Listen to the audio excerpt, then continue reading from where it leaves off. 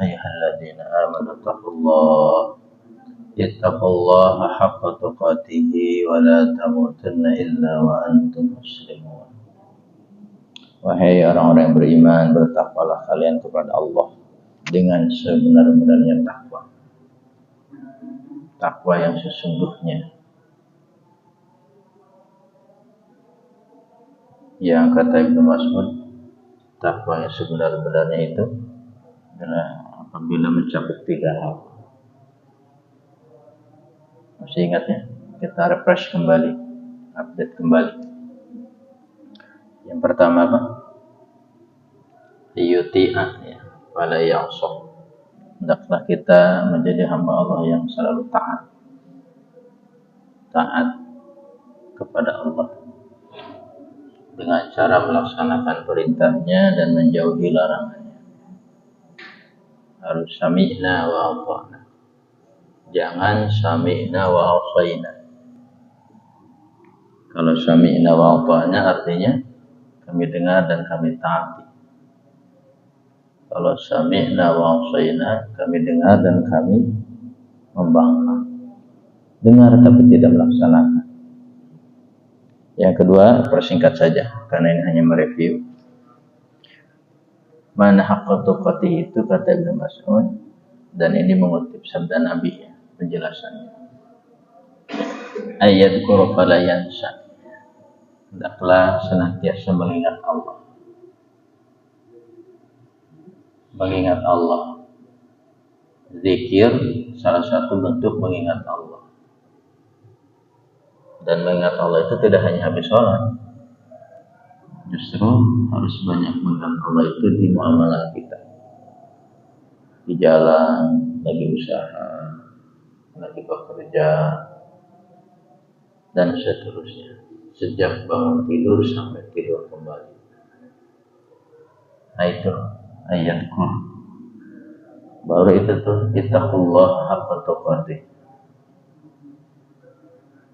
Dan nanti dalam kehidupan kita akan selektif, Pak. Kehidupan kita akan selektif. Sehingga menjadi kehidupan yang berkualitas. Kenapa? Senantiasa dikontrol oleh zikrullah. Sekali lagi ya, zikrullah itu tidak dalam bentuk subhanallah. Ya itu salah satu. Itu zikrullah khusus. Kalau zikrullah umum kan mengingat aturan Allah, ajaran Allah, perintah Allah, larangan Allah dalam seluruh aspek kehidupan kita. Itu mana zikrullah yang sebenarnya. Sebagaimana yang dijelaskan di surat Al-Imran kan, alladzina yadhkurunallaha qiyaman wa qu'udan wa 'ala junubihim. Kan gitu. Nah, itu zikir seperti itu. Itu akan mengarahkan kita menjadi orang yang selektif dan hidup kita berkualitas serta meminimalis dari dosa dan kesalahan. Subhanallah kan. Jadi bagus kehidupan kita. Kenapa? Ingat selalu. Mau makan aja ingat tuh. Habis makan ingat aturan Allah. Ketika bekerja ingat mana halal mana haram. Kan gitu. Ketika berjualan juga gitu. Menjauhi sifat gharar, menipu dan lain sebagainya. Yang ketiga, haqqa tuqatih adalah ayyashkura fala yakfur. Senantiasa bersyukur. Mensyukuri nikmat Allah. Ini sering disampaikan ya. Ya, masih ingat kan apa yang dikatakan Imam Al-Ghazali rahimahullah. Bersyukur diaplikasikan dengan 4 cara. Ya, terus kita update ya materi-materi seperti ini agar terus terngiang. Karena hadirin, ilmu yang kita amalkan itu yang terngiang, yang ingat. Kalau nggak ingat, ngamalin apaan nggak ingat kan? Yang kita amalkan itu yang ingat, yang melekat di benak kita. Kan gitu. Jadi kembali bersyukur. Ya. Nah, agar kita menjadi hamba Allah yang pandai bersyukur, ya minta sama Allah. Karena Allah lah yang menjadikan kita seperti apa. Ya. Mau apa, seperti apa, itu Allah Subhanahu wa ta'ala. Ya, makanya ada doanya apa tuh? Kaitan dengan hati, ya muqallibal qulub, tsabbit qalbi.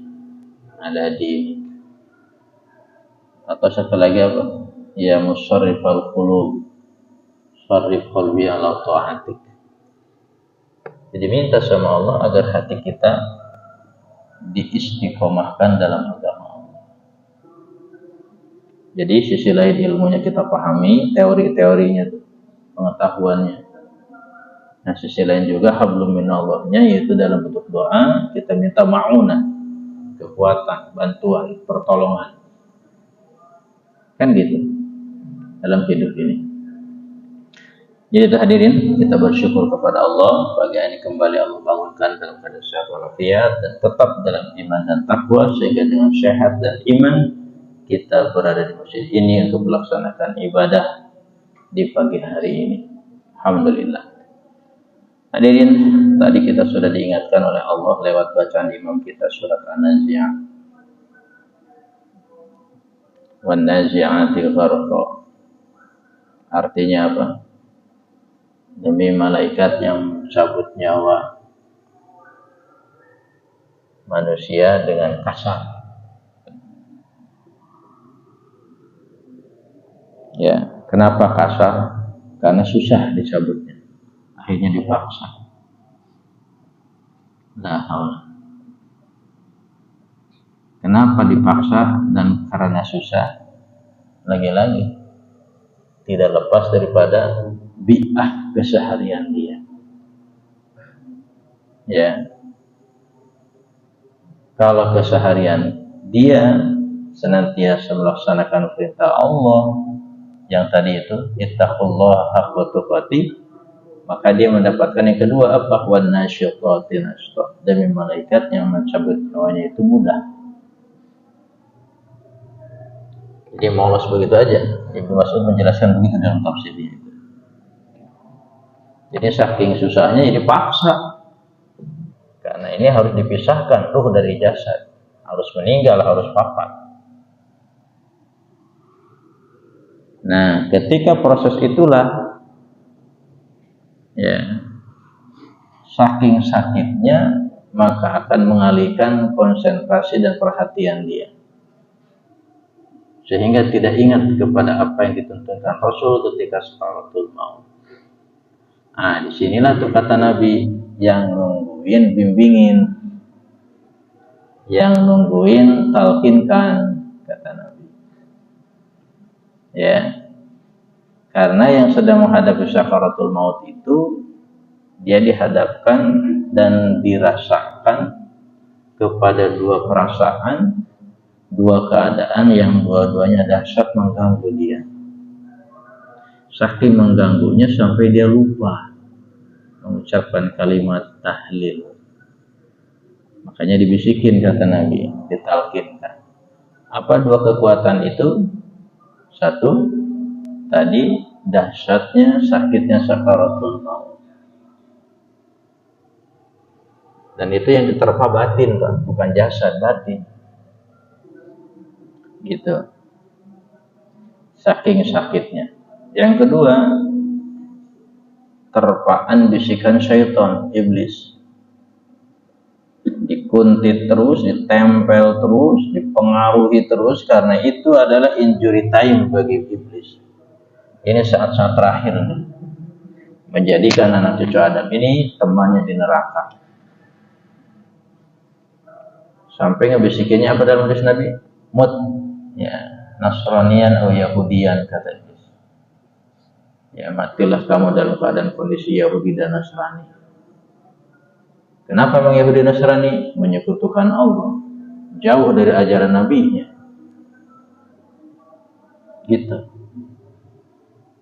Nabi Isa Nasrani tidak sesuai dengan ajaran Nabi Isa, Trinitas itu kan, sampai berani menetapkan Nabi Isa itu anak Tuhan, kan jauh. Udah punya anak Tuhan, Tuhannya 3 lagi.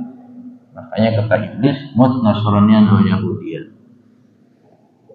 Nah, disitulah Pak, peran yang nungguin harus dominan, yaitu mentalkinkan. Ya, dengan kalimat apa? la ilaha illallah. Dan ini salah satu langkah agar menggapai husnul khotimah. Ya, karena di hadis lain Nabi mengatakan man qala akhiru kalamihi la ilaha illallah dakhalal jannah. Siapa yang mengucapkan kalimat la ilaha illallah di akhir sakaratul mautnya, maka dia masuk surga. Karena itu dia mati dalam keadaan mentauhidkan Allah, menuhankan Allah, la ilaha illallah. Nah, itu makanya disuruh ditalkinkan. Ya, itu tadi diantara nasihat yang kita dengar.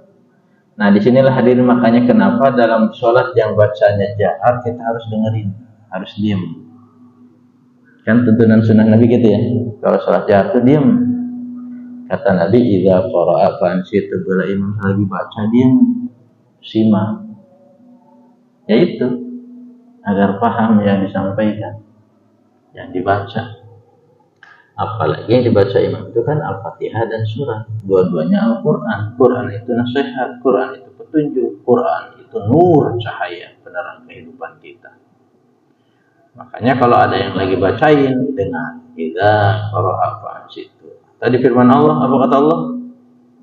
Idza quri'al Qur'an fastami'u lahu wa ansitu la'allakum turhamun. Gitu kata Allah.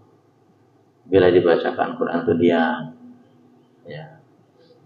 Fastami'u, dengarkan. Dengar dia, la'allakum turhamun.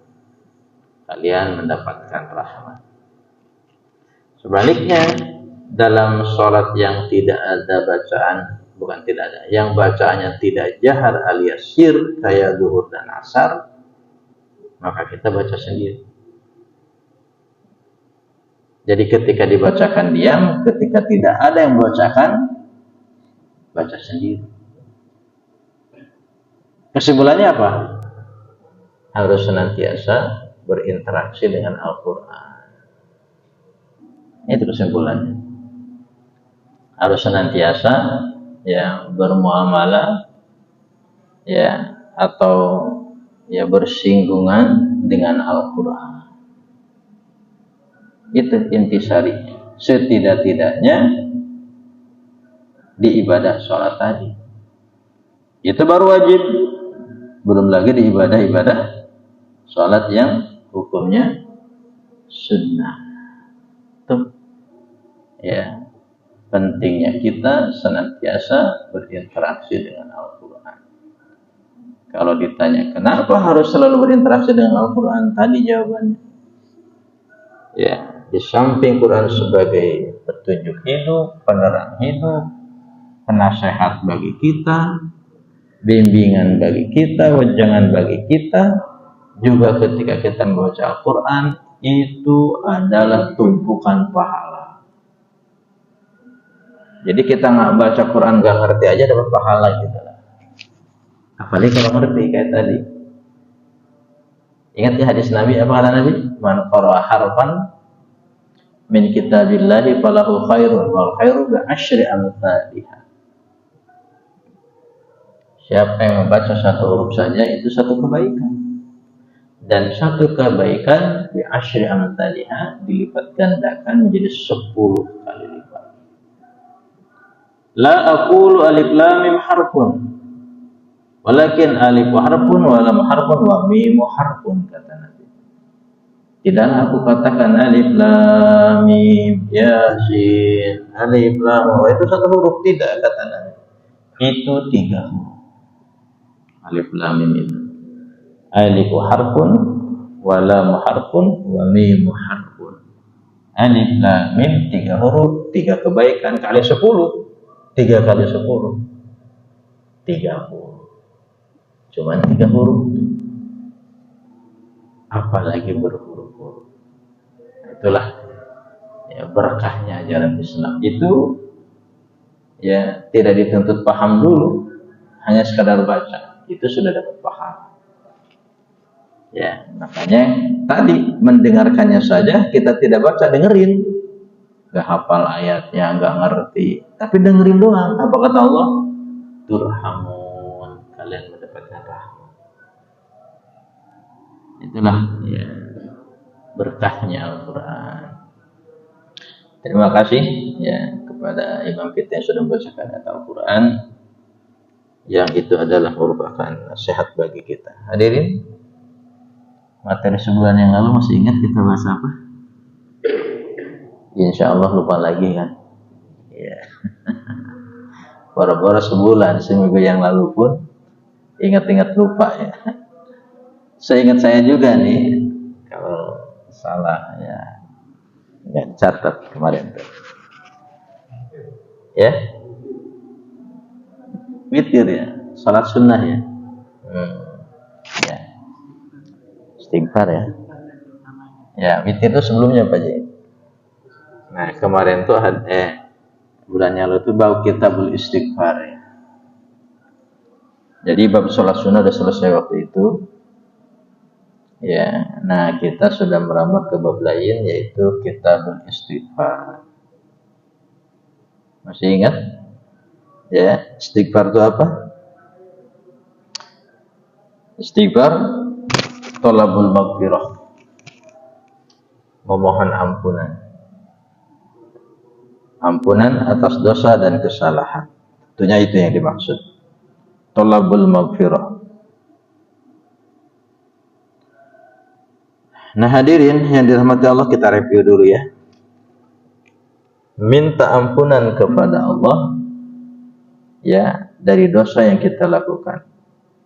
Kata Syekh dalam syarah kitab ini, dua penyebab manusia itu berbuat dosa. Satu, taksirul wajiban, tidak optimal, maksimal, tidak sempurna, tidak komplit dalam melaksanakan kewajiban-kewajiban. Bahkan ada kewajiban yang sama sekali tak tersentuhnya, tak dilakukannya. Nah, itu kan dosa. Kenapa wajib? Sebagaimana definisi wajib gimana? Ya, wajib itu ma yusabu ala fi'li wa yu'aqabu ala tarki. Kalau bahasa kitanya, dikerjakan berpahala, tidak dikerjakan berdosa. Kenapa? Wajib.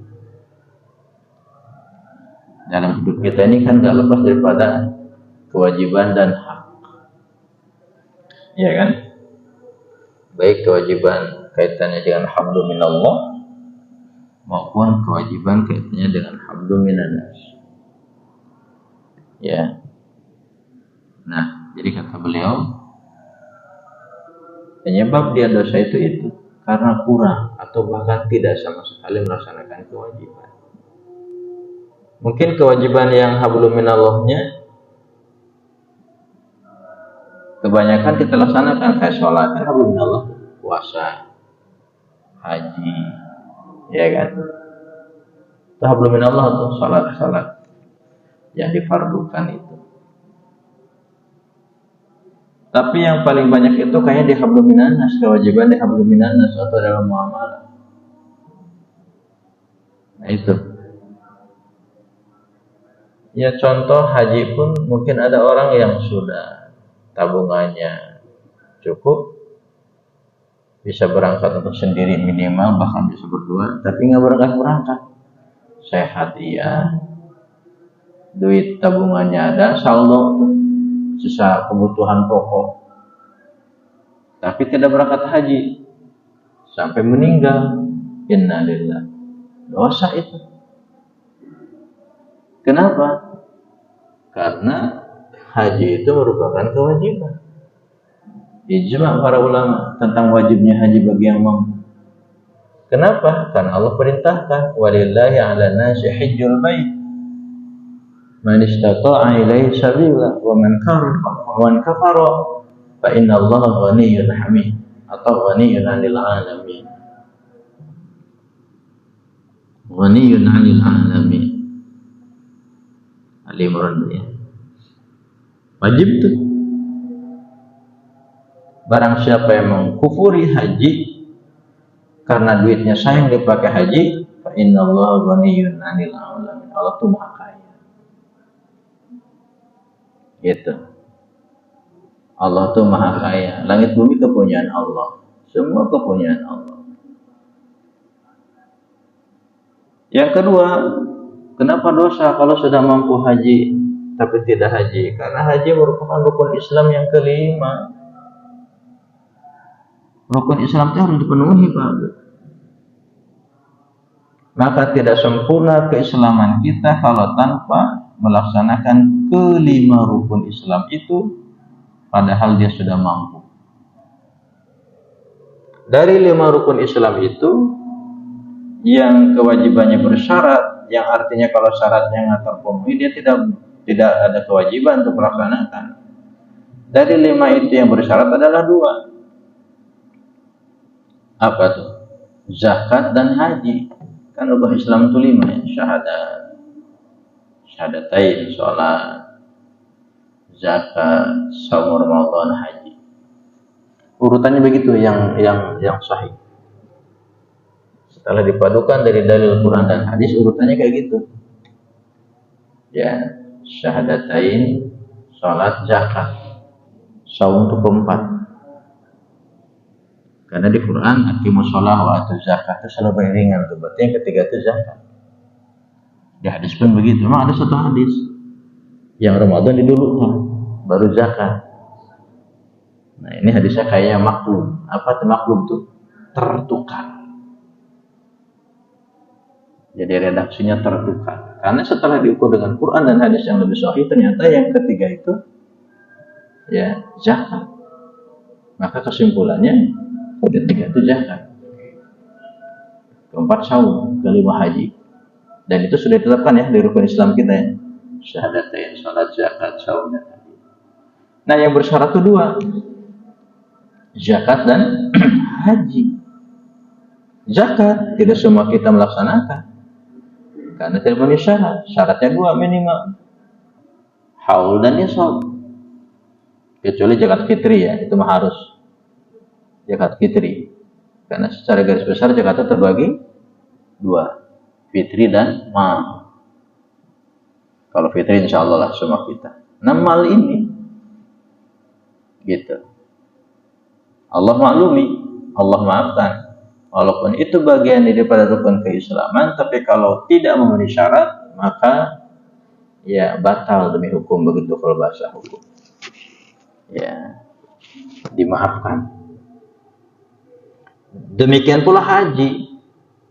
Maka kebalikannya, kalau sudah mampu kedua rukun ini dan tidak dilaksanakan, ya berarti keislamannya cacat.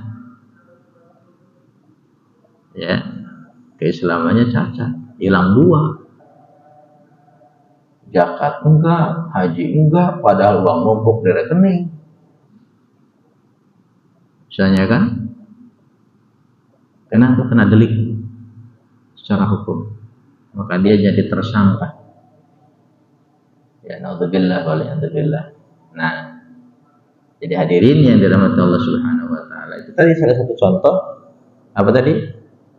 Taksirul wajib, kurang. Ya, bisa kurang sempurna, bisa kurang dari deretan kewajiban yang sama sekali tidak dilakukan. Dilakukan sih dilakukan, tapi kurang sempurna, bisa. Mana kurang di situ terjadi, atau mana kurang dari deretan segala kewajiban, ada beberapa kewajiban yang tidak, juga bisa seperti itu makna taksirnya itu. Nah itu yang pokok, belum lagi dalam urusan muamalah.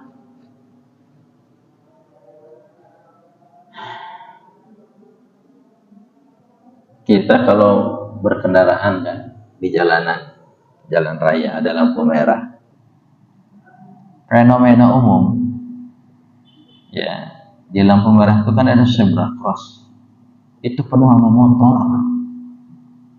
Orang mau lewat pelantar pelintir tuh cari celah, penuh sama motor, jangan termasuk kita di situ. Apa itu nggak dihisab? Gitu. Apa itu bukan dosa? Zebra cross itu diperuntukkan untuk orang nyebrang, haknya dia. Ini dipenuhi motor, hampir semua lampu merah tuh, Pak. Ya, masih mending lewat zebra cross.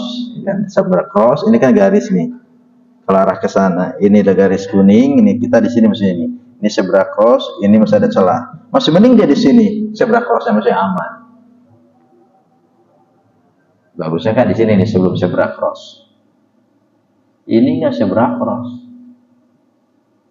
Itu kan contoh Pak. Kewajiban dalam muamalah.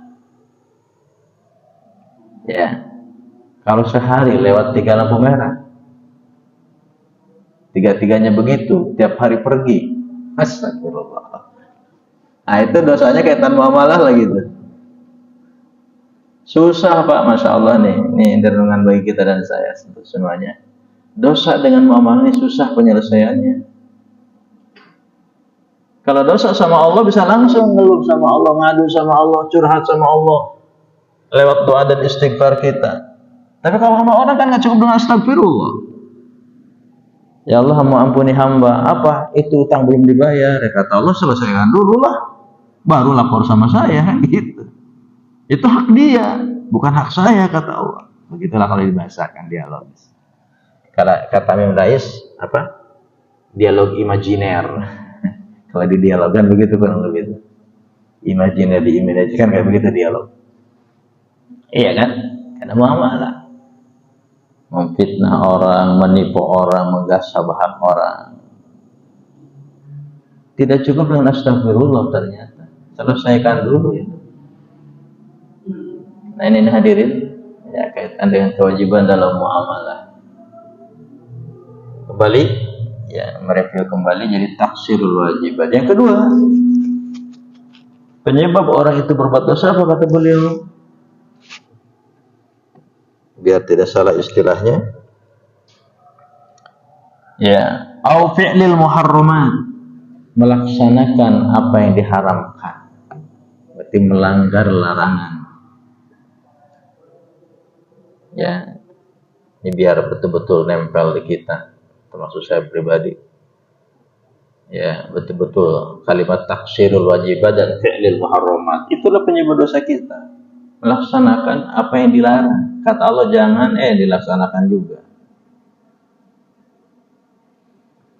Nah ini juga kalau kita telusuri ya dalam kehidupan kita, termasuk dalam muamalah. Karena yang paling banyak itu muamalah. Kenapa? Karena kita kan diciptakan oleh Allah hidup bermuamalah masalah. Iya kan? Sehingga hidup kita itu dinamis karena satu sama lain saling berinteraksi, saling melengkapi kebutuhan, ya, saling melengkapi apa yang kita harus dilengkapi dalam hidup ini. Itu karena peran orang lain. Ya, tapi ketika melengkapi kebutuhan kita, tadi harus hati-hati, jangan sampai mengurangi kewajiban dan melanggar larangan Allah. Ya. Kalau larangan Allah, nah pertanyaannya kenapa sih ada larangan dalam kehidupan ini? Ya kan, kenapa ada larangan?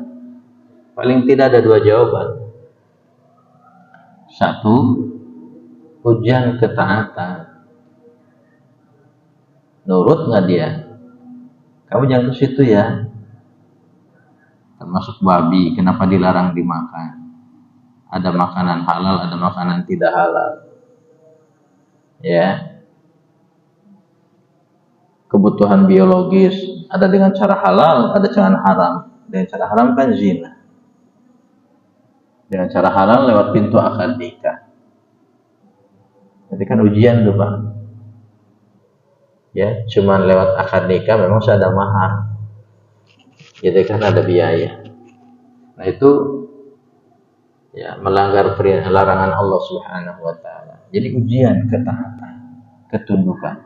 Ustaz sama aja kan suka sama suka ujung-ujungnya. Iya. Tapi yang diuji itu tadi ketaatan. Melakukan atau melalui prosedur yang sah enggak? Kan gitu. Nah yang kedua hadirin, kenapa ada larangan? Pasti yang dilarang itu mengandung keburukan-keburukan baik di dunia maupun di akhirat. Itu pasti bahasanya. Setiap yang Allah larang pasti, makanya Allah larang. Dan yang maha tahu dampak negatif dari larangan yang dilanggar itu adalah hanyalah Allah. Allah tuh kan maha tahu dampak ke depannya. Makanya Allah larang. Sama dengan anak kita, nah jangan jajan yang kemasan-kemasannya. Minuman yang kemasannya 500, yang 1000, yang dulu. Ya, karena orang tua tahu apa dampaknya ke ginjal dan ke metabolisme tubuh kita, dan itu penyebab munculnya penyakit diabetes tertinggi. Minuman gitu-gituan tuh, kata para ahli gizi. Ginjal pun berat menyaring warna-warna itu.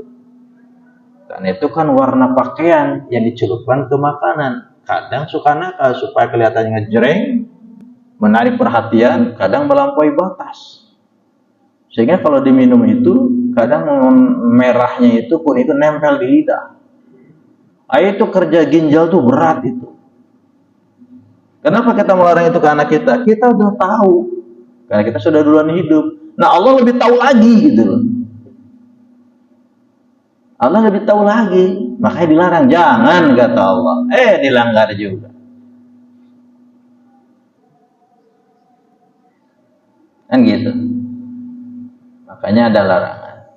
Nah, ketika larangan itu dilanggar, kan akan berdampak bagi dirinya dan orang lain, ya, maka jatuhnya kalau dilanggar adalah dosa. Kan gitu. Itu dosa. Nah, kalau sudah dosa, itu adalah kesalahan yang itu semua akan berakibat merugikan dia, bahkan mencelakakan dan menyengsarakan dia, baik dunia apalagi kelak di akhirat. Nah, supaya itu tidak berlarut, nih dosa yang itu sudah tidak, supaya tidak berlarut, ini udah tanggung dilaksanakan nih, gimana nih supaya tidak berlarut dampak negatifnya sampai ke akhirat. Maka Allah memberikan solusi. Konsep lainnya itu namanya istighfar. Memang begitu Pak, hidup kita tuh begitu, diciptakan oleh Allah, dinamikanya begitu. Ya kan, memang begitu dinamikanya. Ya. Coba kita renungkan. Allah ciptakan kita nggak minta. Lalu Allah berikan hawa nafsu.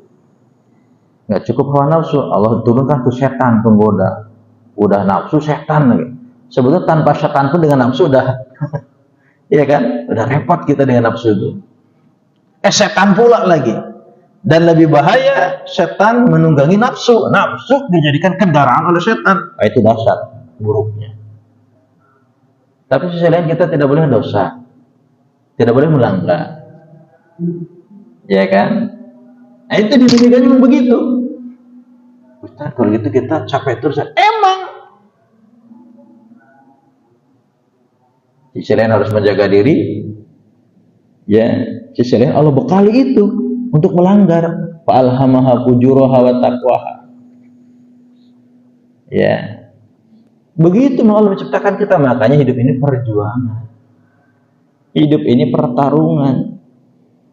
Hidup ini perlombaan. Siapa yang memenangkan perlombaan dan pertarungan serta perjuangan hidup ini, baru Allah hadiahi surga itu.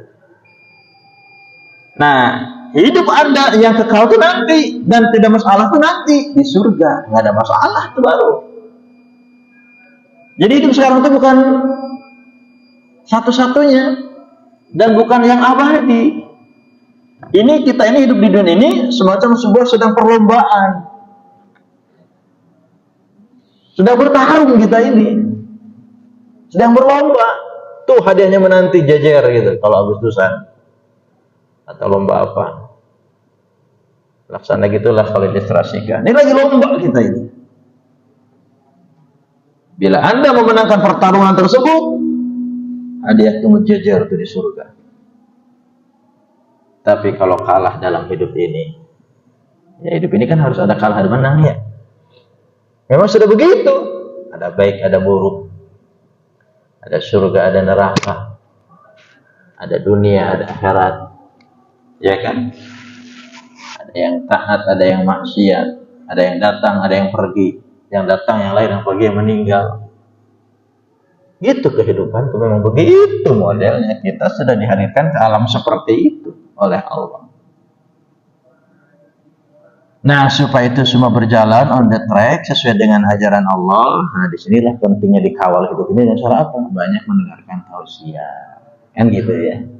Banyak diingetin, ya kan, banyak dibimbing dengan ajaran Allah. Maka itulah di surat yang pendek tuh 3 ayat.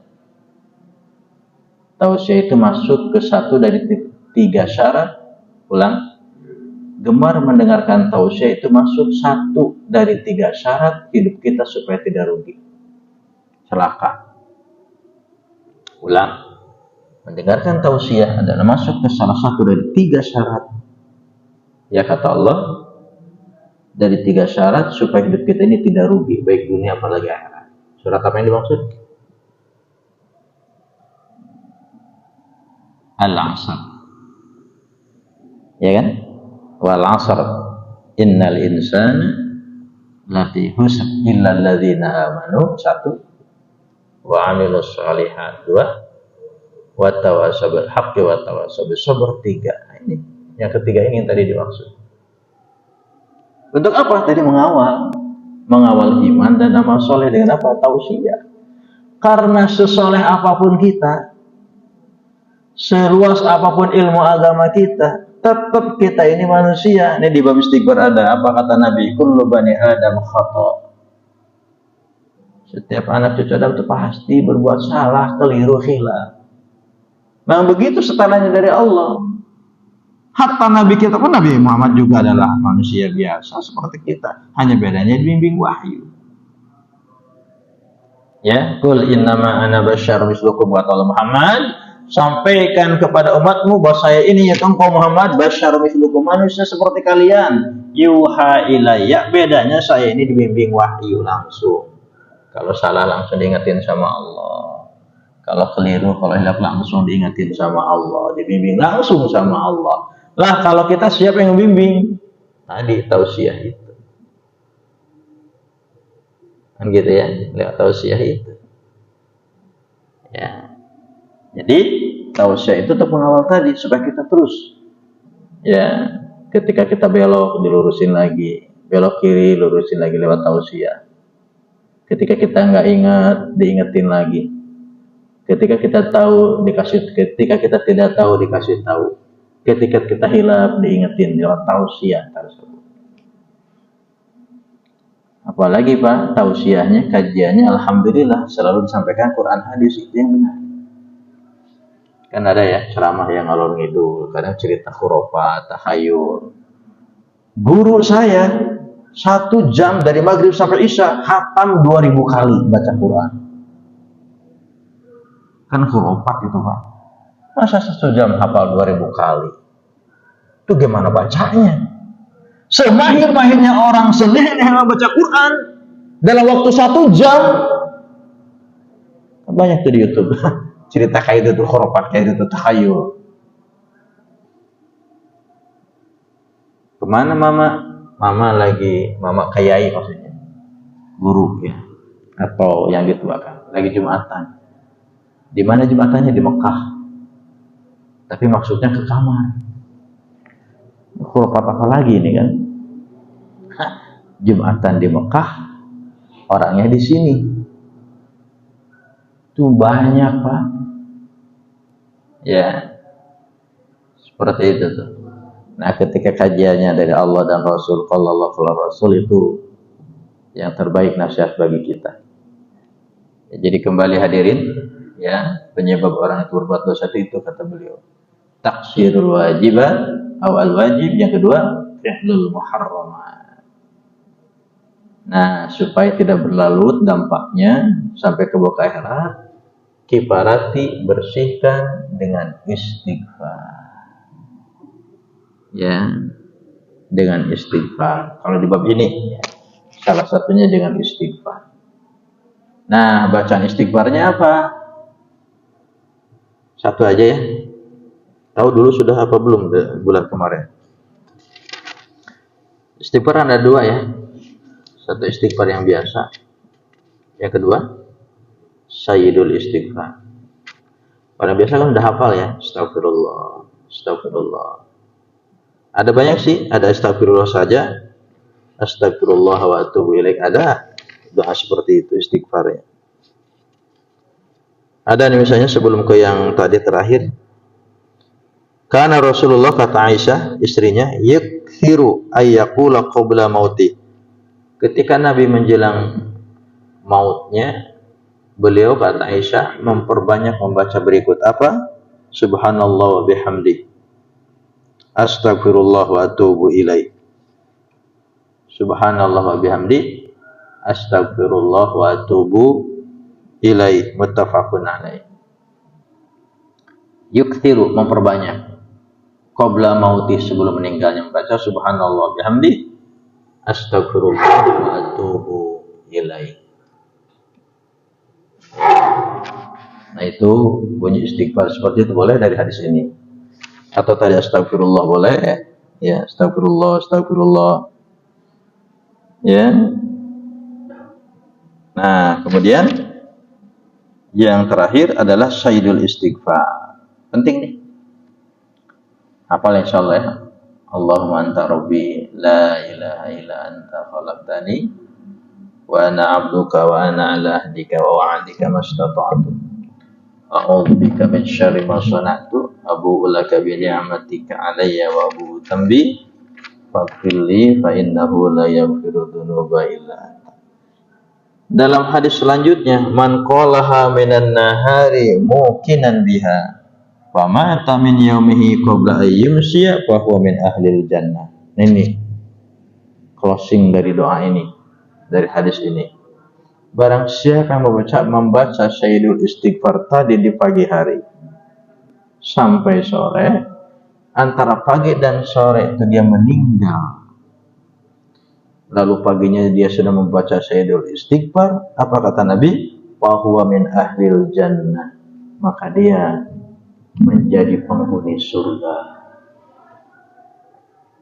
Fa huwa min ahlil jannah.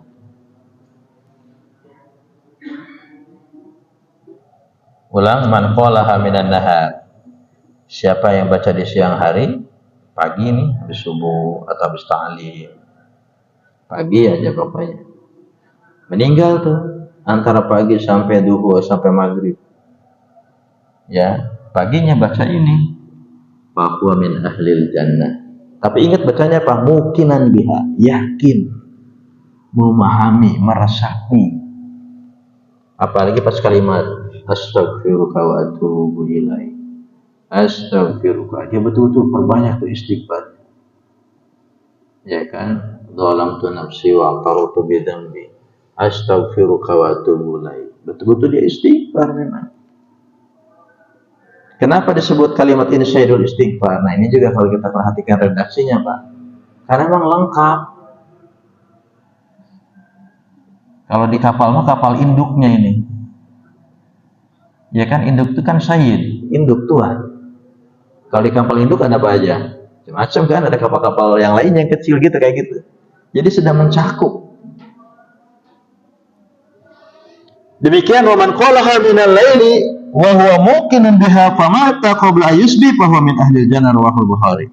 Barang siapa yang membaca tadi sayyidul istighfar, ya, di awal malam sebelum tidur, pada maghrib mungkin bisa seperti itu, atau pada isya, lalu dia meninggal di malam tersebut antara maghrib sampai subuh, membaca doa tadi sayyidul istighfar, muqinan biha, lagi-lagi meyakininya, fa huwa min ahlil jannah, maka dia pun masuk ahli surga.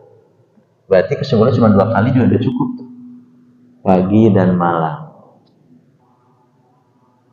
Ya, kayak minum obat. Nah, ini juga obat untuk masuk surga sebetulnya. Pagi malam. Pagi sayyidul istighfar, malam sayyidul istighfar.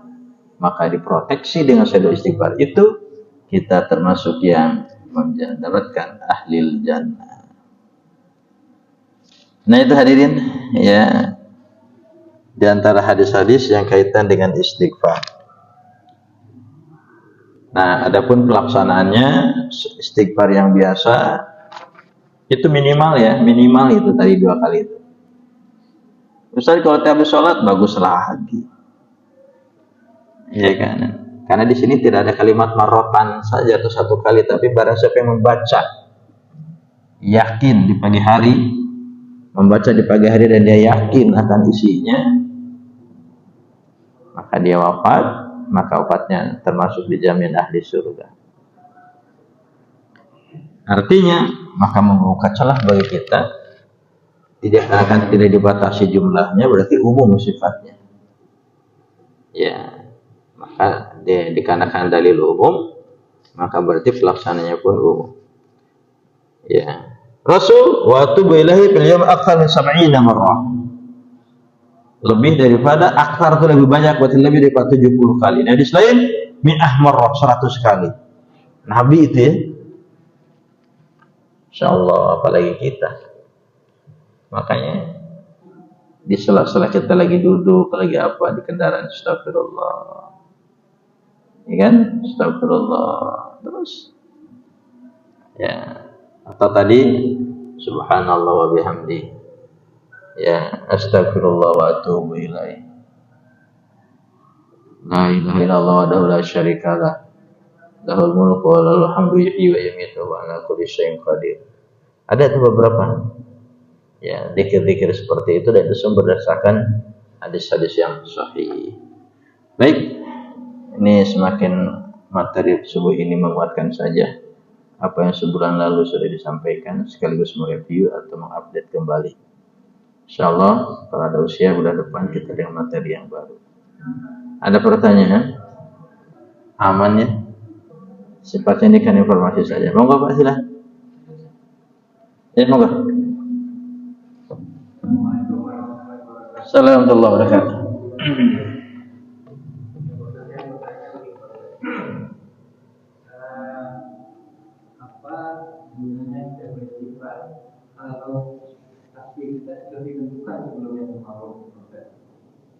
Apa gunanya kita istighfar padahal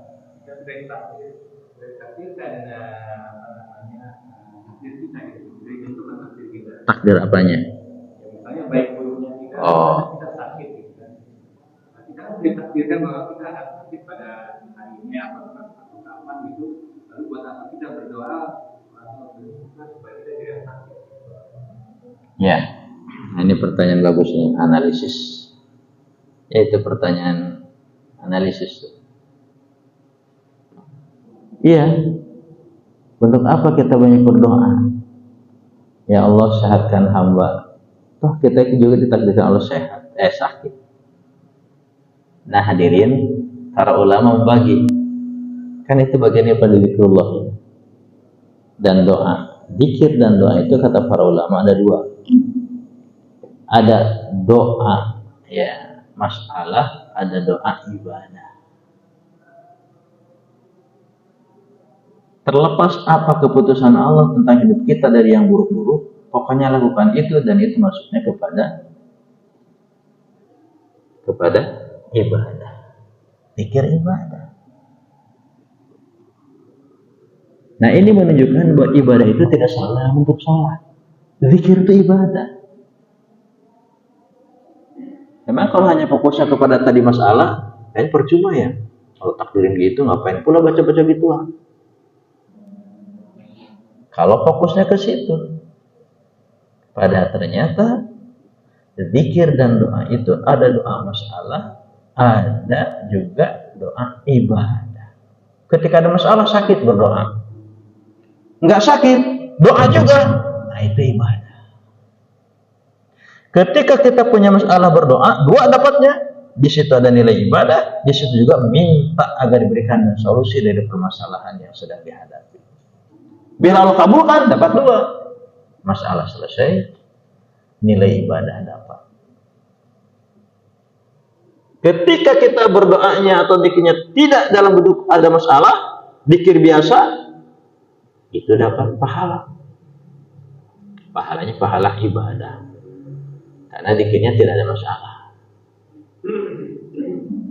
Itulah indahnya ajaran agama kita. Jadi masalah selesai, lalu bernilaikan pahala pula, karena itu nilai ibadah.